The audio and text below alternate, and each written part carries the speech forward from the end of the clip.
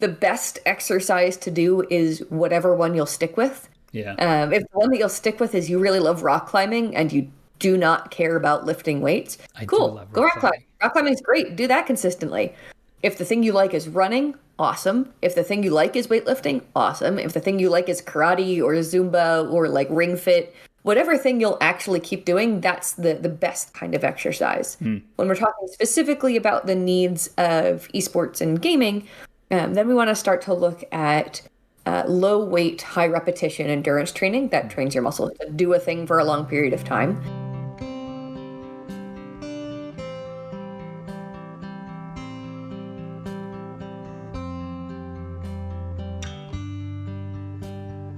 Once again, welcome to the podcast. This is ActiveCast, a podcast about exercise and training for streamers, gamers, and people with sedentary jobs. In this third episode of Season 2, I had a conversation with Dr. Caitlin McGee. Caitlin has a degree in neuroscience and exercise and sports science, and is also a doctor in physical therapy. Caitlin has been working in esports and orthopaedic medicine since 2015. And is also a co-author of the Handbook of Esports Medicine. In this episode, we talk about the importance of physical training when you sit still for a long time, gaming or working. And we also talk about the negative consequences if you do not prepare your body to game for extensive periods of time. Caitlin also shares some great tips on how to get started and also share her thoughts on motivation and discipline when it comes to training and setting a behavior. This was a great conversation to have, and I truly hope you will enjoy it. Let's listen to what Caitlin has to share with us. Hi there, Caitlin. How are you doing today? I'm good. How are you doing? I'm doing well, thank you. So, it's good to have you on here.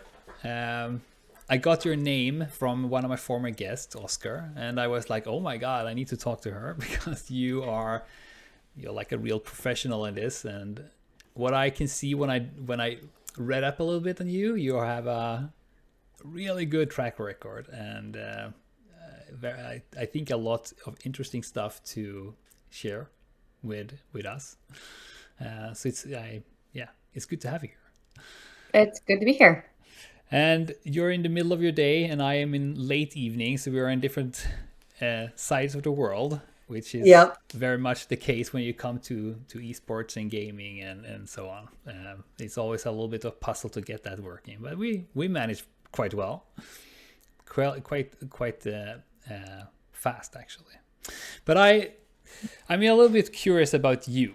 So can you tell me a little bit about yourself and what you're doing and promote yourself a little bit, so to say? Sure. Yeah. So my name is Kate. I'm a physical therapist. I got my undergraduate degree in exercise and sports science and neuroscience, kind of the interaction of how the brain and the body work together. And then I went on to get my doctoral degree in physical therapy. I now work as a physical therapist and co-own a multidisciplinary health and performance company called 1HP. We provide health and performance services to players, to teams, to organizations. Sometimes that looks like, individual one-on-one doctor-patient relationships. Sometimes it involves having somebody work as like a mental performance coach for the team. Sometimes it involves working on fitness stuff with teams. It really depends on kind of what a team's specific needs are, but we cover everything from physical health to mental performance to sleep to nutrition. And so kind of all of that comes under our umbrella. And I use as kind of my pithy motto, play more, hurt less, because that's my goal, to be able to play more and hurt less. It's a very good one. I personally like it quite a bit. Yeah, for sure. Yeah.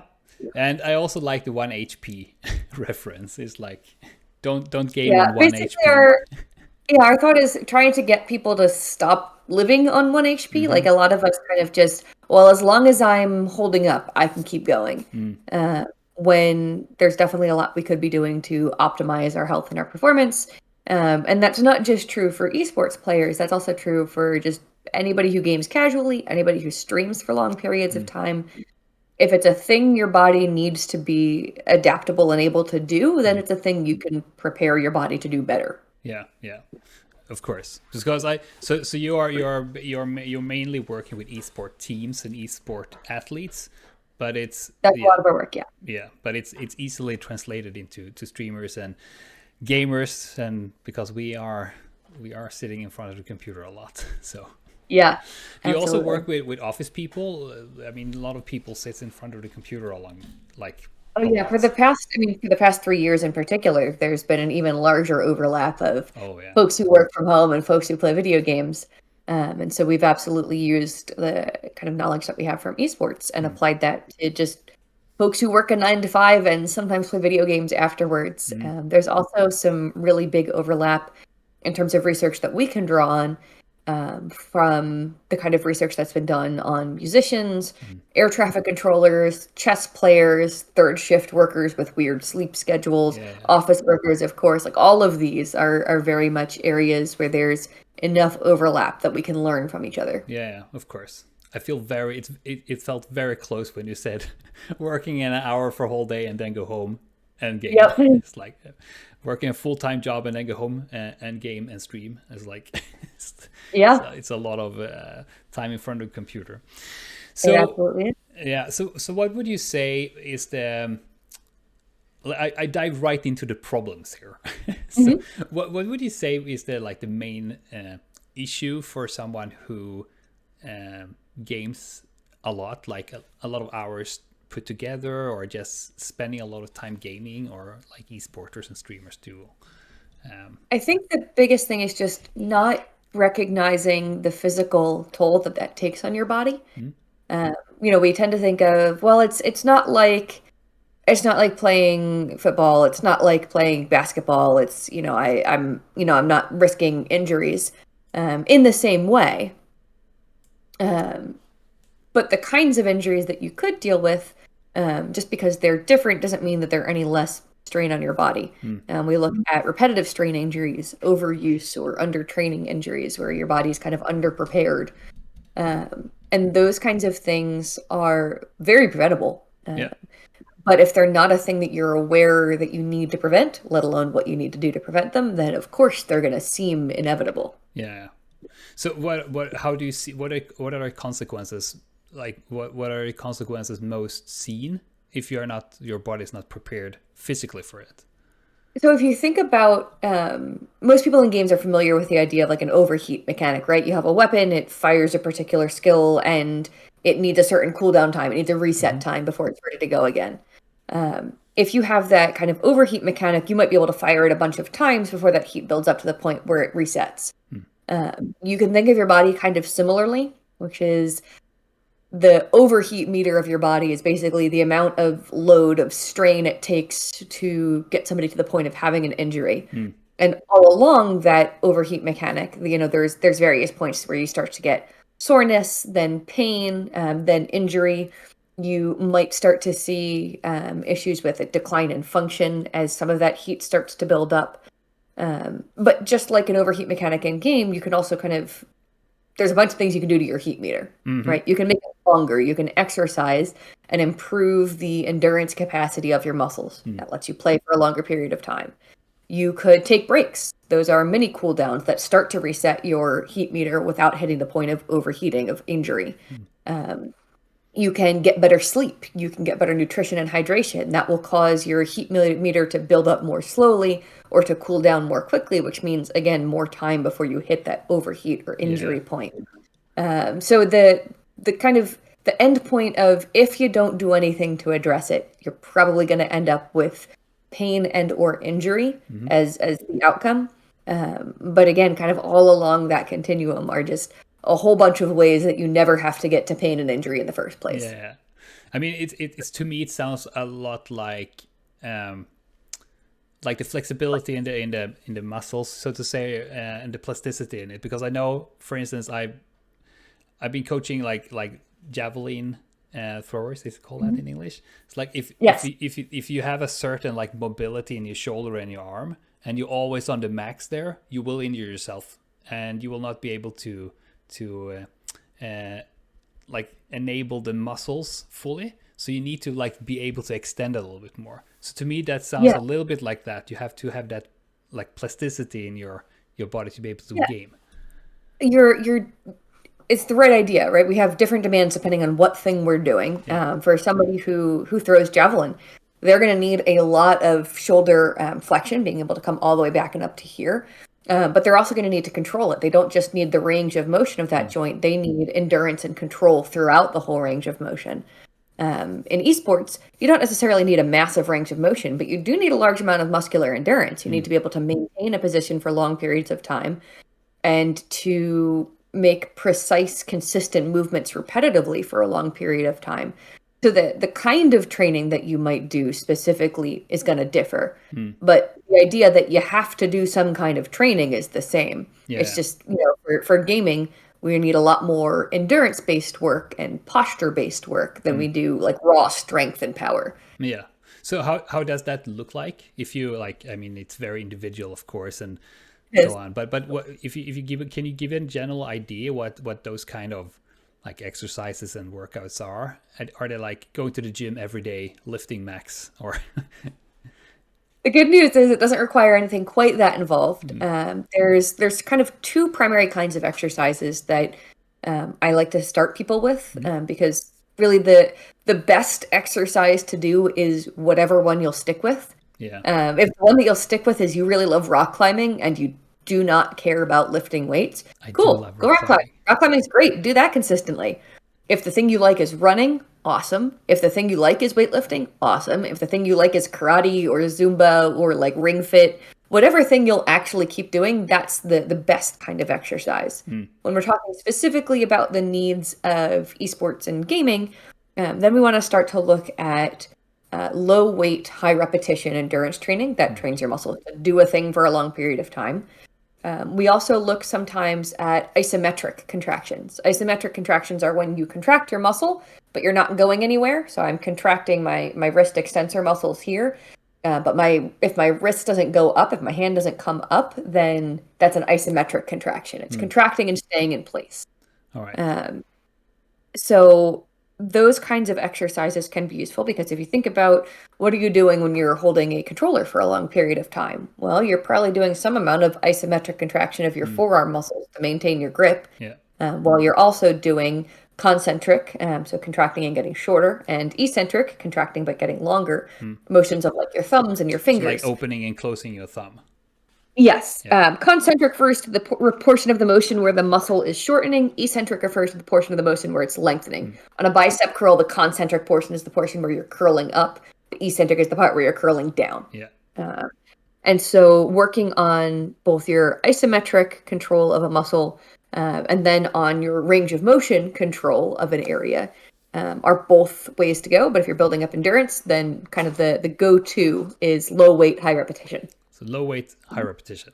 Is there a are there a specific part of your body that are more important, like underarms or wrists or shoulders or neck, or is it like you need a whole body? It's a little bit of a leading question, but there's some areas that are more priority than others. So for example, if you are just focusing only on your in-game function and not on your overall health, you can probably pay a little less attention to your legs. I would never discourage anyone from doing leg day, but if you're explicitly looking at kind of what are we prioritizing on like a gaming body, we're going to be prioritizing trunk first, actually. So back and neck. Because that's the stable base that everything else works off of. You can't have a mobile extremity without a stable base for it to be mobile from. So it all starts from your trunk, so your back and your neck and your shoulders. Those are kind of like the big areas that we hit. And then we start to focus in on hands and wrists and fingers as well. Those are the areas that we think of first, I think, because they're the ones that we start to feel pain in earliest. So we're certainly not ignoring those. But if I had to give people like 3 exercises, I would probably prioritize scapular retractions, so which is like a upper back and kind of shoulder area exercise. Isometric wrist extensions, or wrist extensions with a light weight. For the wrists, then. For the wrists, yep. And probably tendon glides because they're a really great way of mobilizing your fingers while also improving kind of your muscular control of the area. Yeah. Is it like with like rubber bands that you? No, so tendon glides are actually super simple. You don't need Oh, okay. any bands or anything at all. It's basically taking your fingers through their full range of motion. So you might start with your hand fully extended and then kind of make a tabletop position, like you're making an L at your knuckles, Yeah. and then curling your fingers all the way down and under, like you're making a very tight fist, Yeah. and then rolling it out, straightening the hand up again. That's one way of doing a tendon glide, Okay. and I'm a big fan of those as a warm up exercise, Yeah. actually. I liked before because the two first examples you said was rock climbing and running, and Yeah, that is me. excellent. And those exercises are something I do as a climber also, to keep my the tendons to glide easily, because in climbing it's very easy to rupture your tendons in your fingers. So Yeah, and I can feel the same strength if I sit down and game for a long time. If I play a game like Valorant or Counter-Strike or something yeah, like that, I can feel the same, should I say, exhaustion in my hands as I do in climbing. Not as much, but I still feel it. So right. it makes sense, actually. Yeah, no, it does. I mean, there's a huge overlap between the folks who love gaming and folks who love rock climbing.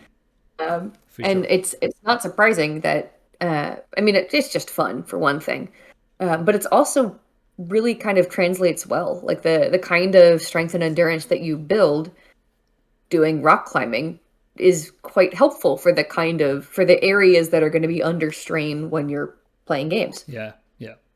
I have some people that I some streamer friends and so on, and they're like, I need to go do some workouts, and I was like, yeah, go bouldering. It's so easy. Yep, Just go there go and do it. bouldering. And they're like, but I'm afraid about it. But don't be. There's a big mattress underneath you. Just go do it. Yes, bouldering is low. Yeah, it is. It is. Are you rock climbing? I used to, prior to the pandemic. I haven't been to my gym in a little while since, everything happened. Mm-hmm. Uh, I I would like to get back to it though. Do it. I did climb quite a bit. Yeah. More top roping than bouldering, but I Mm. got more into bouldering the less friends were around to Mm. climb with me. Yeah, yeah. I mean, it's the same for me. But do you also game? Absolutely. So what games are you playing? Probably what I play most right now is an MMO called Guild Wars 2. Mm-hmm. It's a game that just had its 10th anniversary. I'm a big fan of it. Yeah. I got my start playing Dota 2, which I still play sometimes. Mm-hmm. Um, I played the PC port of God of War, and it was incredible, and it was good enough that I'm genuinely considering buying a PS4 or PS5 just so I can play Ragnarok when it comes out.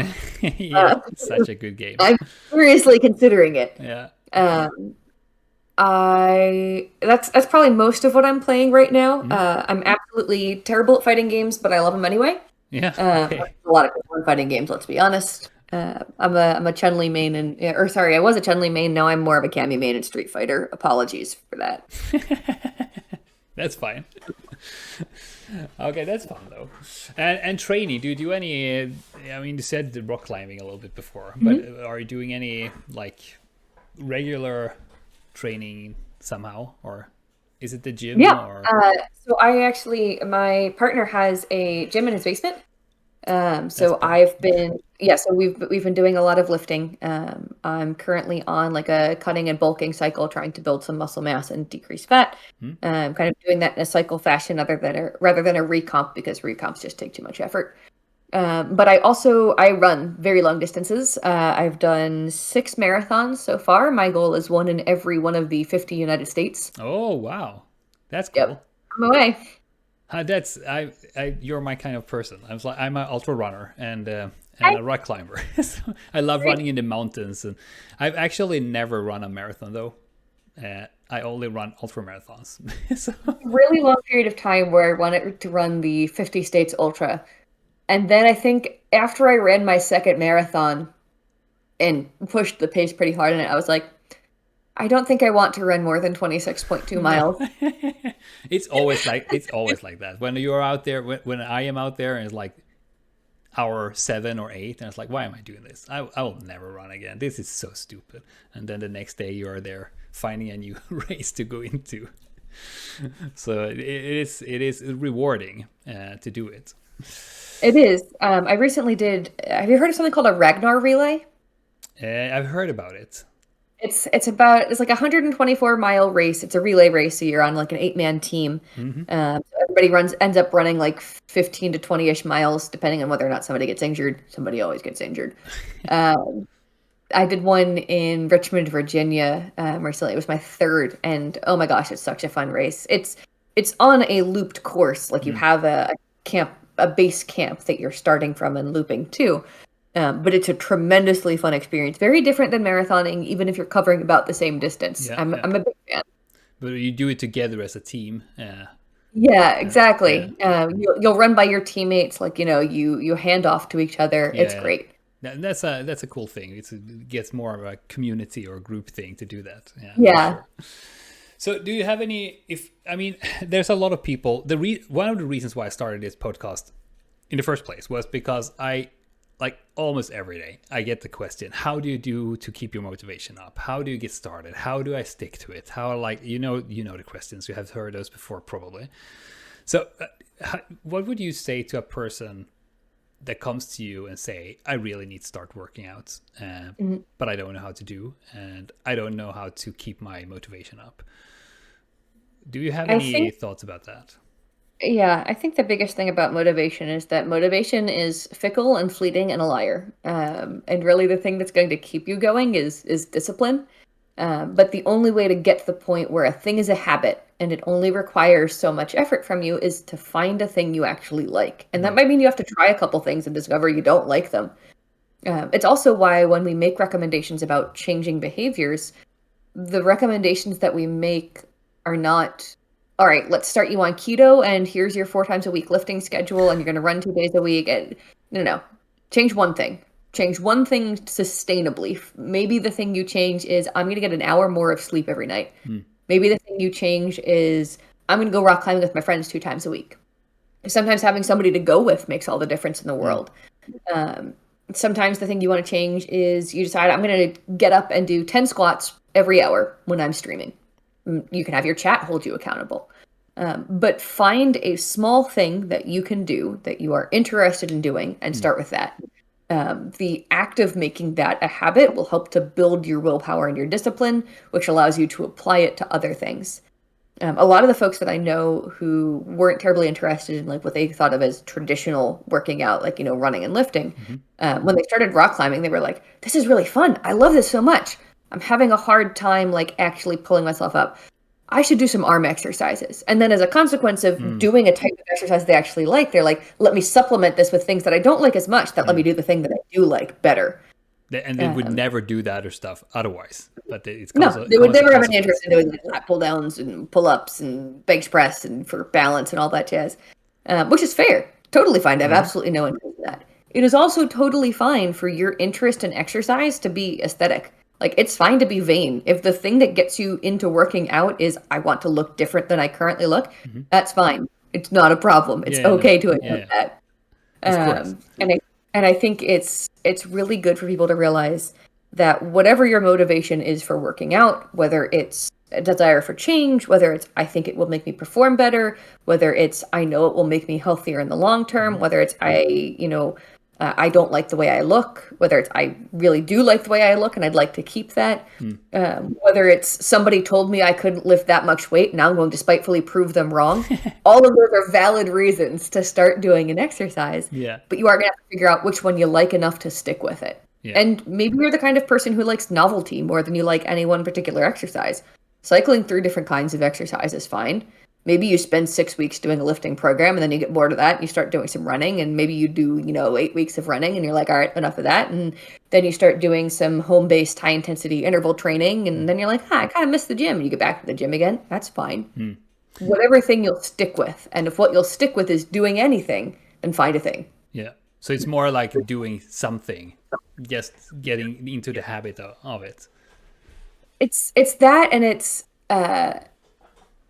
don't let perfect be the enemy of good. A lot of folks in esports in particular are super competitive and very much perfectionists. They want to be the best at whatever thing they are doing, which is awesome. It's great to want to be the best at whatever you're doing. Yeah. You come into exercise with the mindset that unless you're doing it optimally, you're not doing it good enough, then you're going to flame yourself out.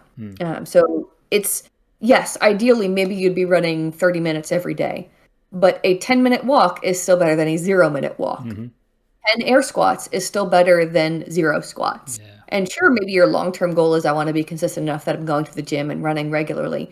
But just because you have a day where you don't have enough time left or don't have enough energy left doesn't mean you can't do something. So yes, my advice is do something. Do something. Just start, basically. Yes. Yeah. Is it the same thing, or do you have the same reasoning when it comes to food, for instance? I do. Starting to make a healthy change is good, period. If you start eating, I don't know, an additional green vegetable every day, awesome, great. If you get to the point where you're having a vegetable with every meal, even better. But if you're starting with, I'm going to eat a vegetable every day, awesome. I don't subscribe to the notion that there are any diets that are best in terms of objectively best across all people. I think there's a variety of ways to eat that are healthy. I tend to not like diets very much because they feel temporary, when really the thing that is sustainable is a lifestyle change. Yeah. If the thing that helps you kind of reorient your relationship with food and eat consistently in a healthy way is something like keto or the Mediterranean diet or a plant-based diet, awesome, go for it. If the thing that is sustainable for you is I'm going to start out with eating one vegetable with every meal that I eat, great. Either is fine. The same principle applies of start with something, start with where you can. And then you build from that. Exactly. Yeah. So can I put you on the edge here? So do you have any like diets or anything you follow or like that? Yeah. So I one of the things I like most about running is that 1 week before your race where you get to eat like 80% carbs in your diet. It's glorious. That is not sustainable. So as a general rule, I tend to eat my goal is minimum 100 grams of protein a day. Because I'm currently in a bulking phase, I'm actually trying to eat closer to like about 130, which is about, based on a rough calculation of about 1 gram of protein per pound of body weight. You can, there's kind of ranges of what's appropriate. Some people calculate it based on lean body mass. Some people calculate it based on total body mass. Some people calculate it based on goal body mass. All of them are fine. But as long as I'm eating a minimum 100 grams of protein every day, as long as I'm getting an adequate amount of fiber, and as long as I'm getting 3 servings of vegetables in a day, I call that a good day. Okay.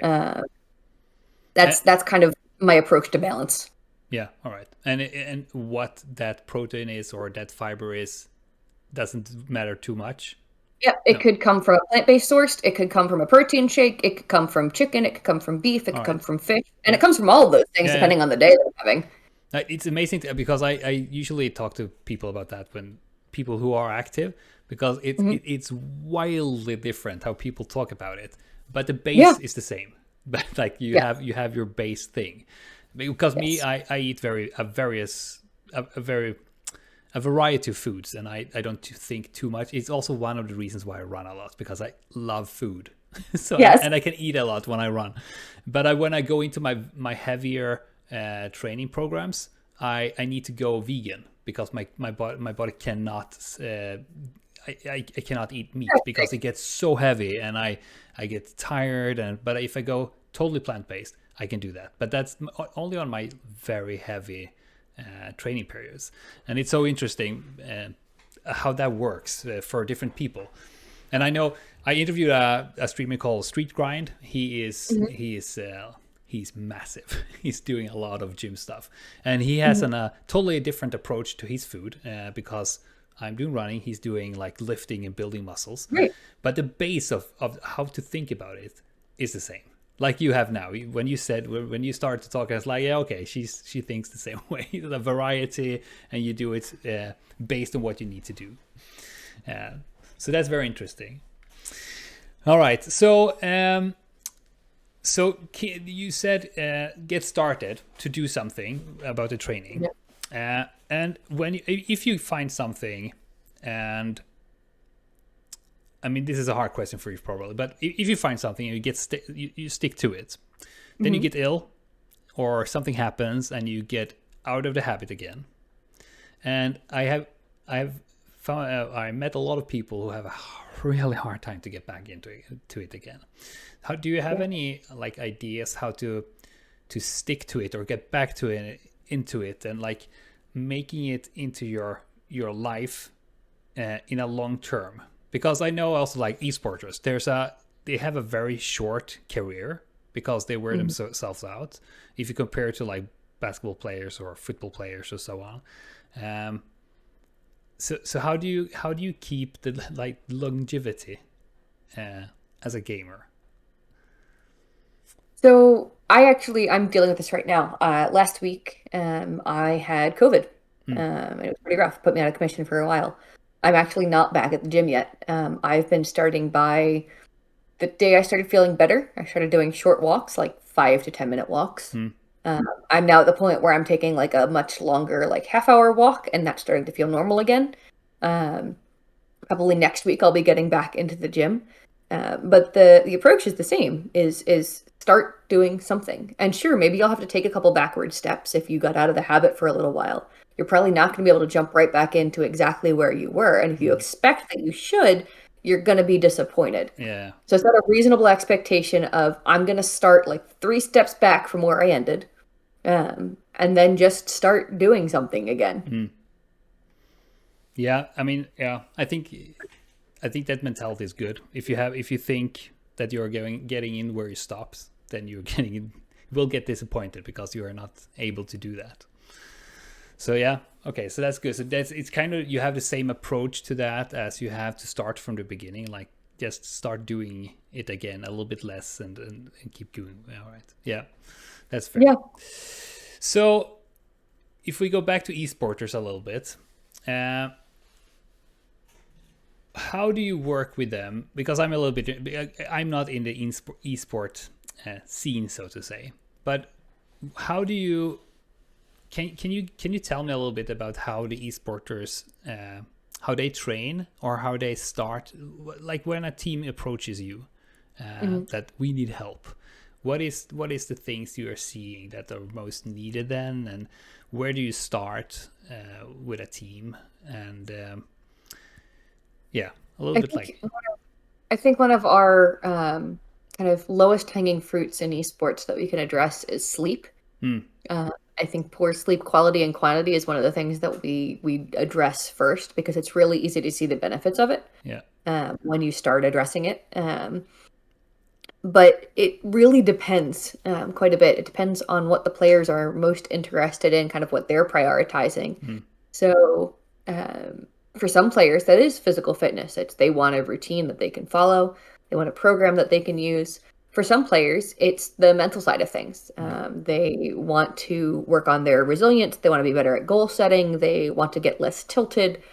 So the kind of the thing that we approach first, it's really going to depend on each player. But the way that we do it is we do kind of like a health and performance screen at the beginning of the season, where we identify what their current behaviors are, what their goals are, what areas we could potentially work on, and what areas they're most interested in working on. So is it that I know you have been together with 2 others writing a book about clinical. We did write a book. So Dr. Lindsay Migliore, Dr. Melita Moore, and I wrote the Handbook of Esports Medicine, which was the first ever clinical textbook relating to esports injuries. Oh, that's only on injuries.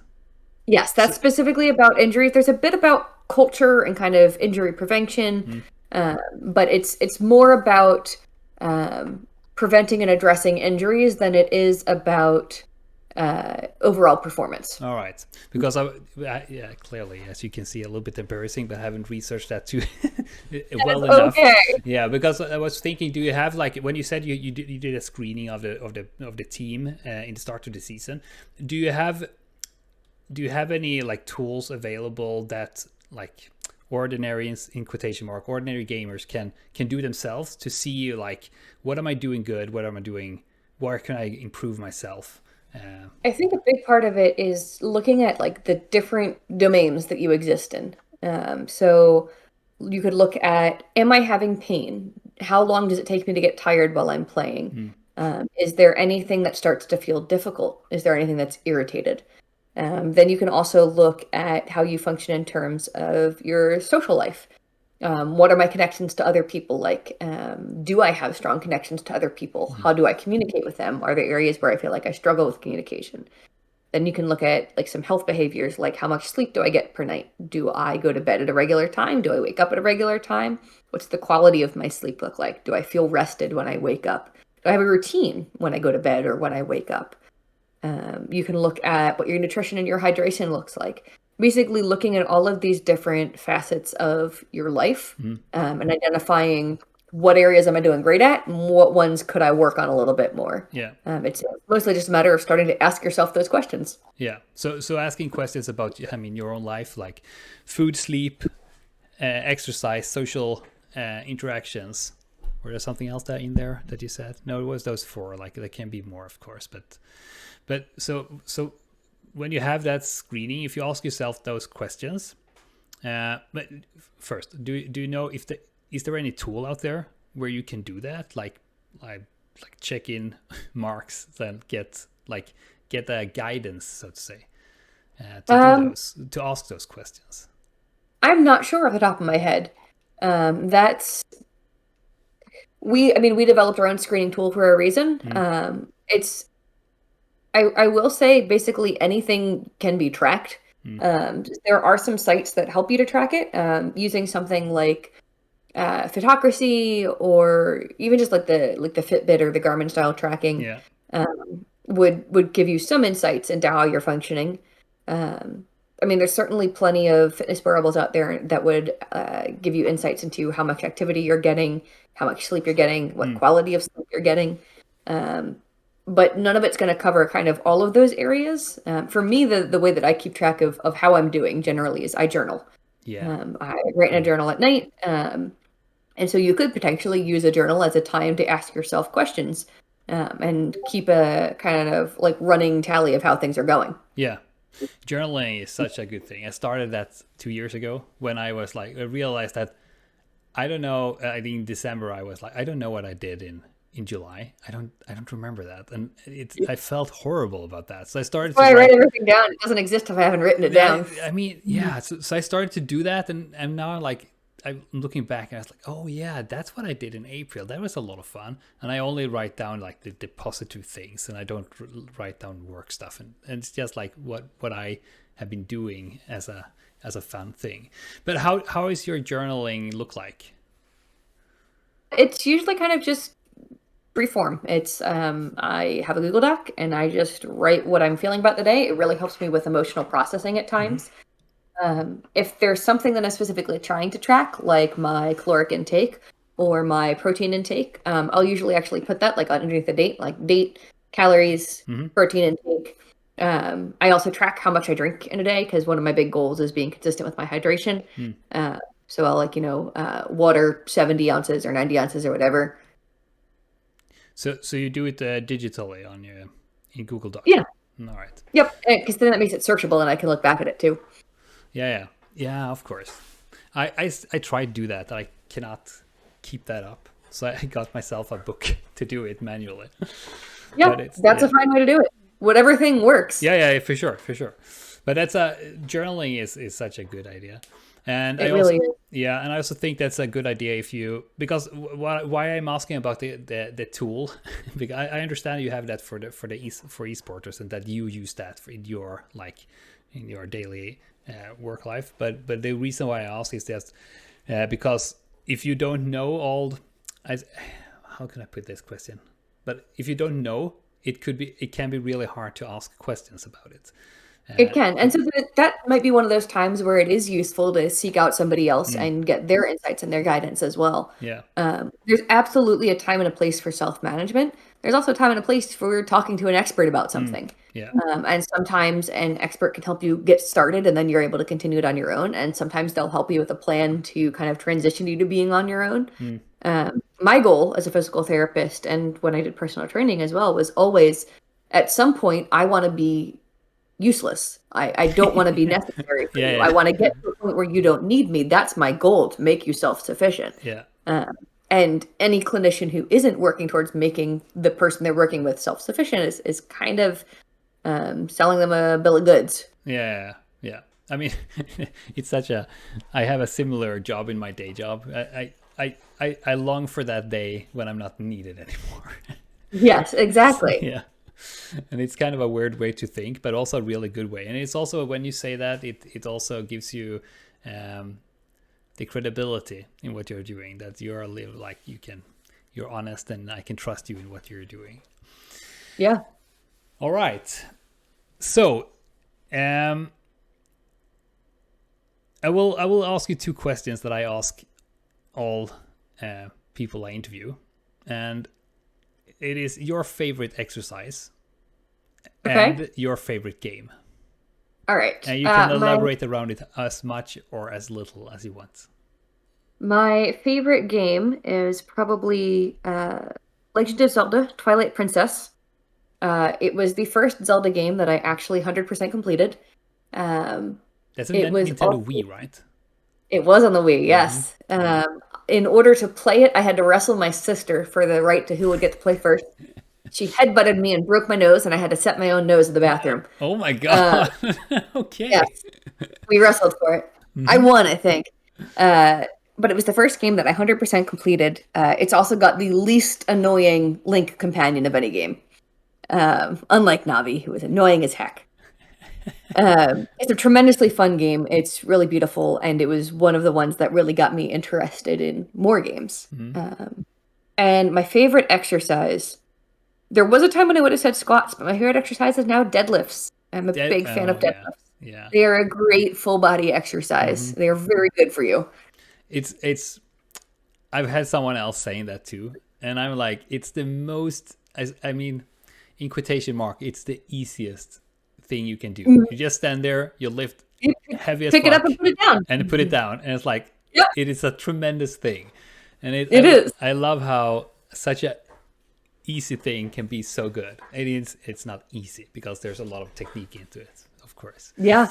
Doing it well is hard. Doing it is easy. Doing it well is the hard part. Exactly. Yeah. So doing it, it's also the I often say when I coach people that you don't have to think too much about posture if you don't lift really heavy or you're doing deadlifts, because then it's very, very like you really need to have the right posture not to injure your back. Yeah. And Zelda, it's actually the first and only Zelda game I've played, and also played it from start to finish, and it was a really good game.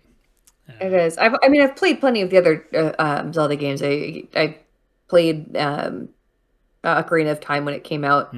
Although I played that more in college than I did when it actually came out. And I played it on an emulator on a laptop. No. And there's this one water temple boss where you have to stun him and then run around this kind of circle that you're both on the outside of to hit him on the back, which is the place where he's vulnerable. And it is incredibly difficult to run in a perfect circle around something when all you can do is use like WASD to control that motion. Yeah. The boss was bloody impossible, and I stopped playing the game after that. I'm sure I could play it now if I had a controller. If you had a controller, yeah. So maybe no. That's funny though. Yeah. All right. So, do you have any like last words that you want to like send out there to the listeners?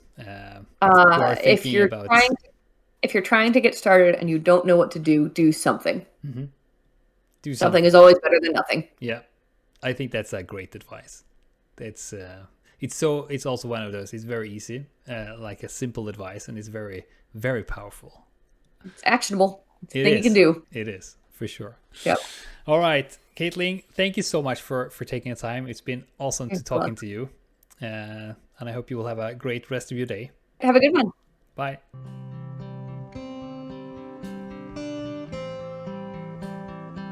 Thank you so much for listening to this episode of ActiveCast. If you want to know more about the topics we talked about, don't be shy to post a comment on our YouTube channel. You can also send your questions directly to ActiveCast through Twitter or mail to activecastpod@gmail.com. You find links and addresses in the show notes and in the description of the episode on YouTube. I would appreciate it a lot if you would like, rate, and review the podcast wherever you listen to it. You can also subscribe and interact on our YouTube channel. This helps the podcast a lot to be able to reach a new and wider audience. Thank you so much for listening, and I'll talk to you again in 2 weeks.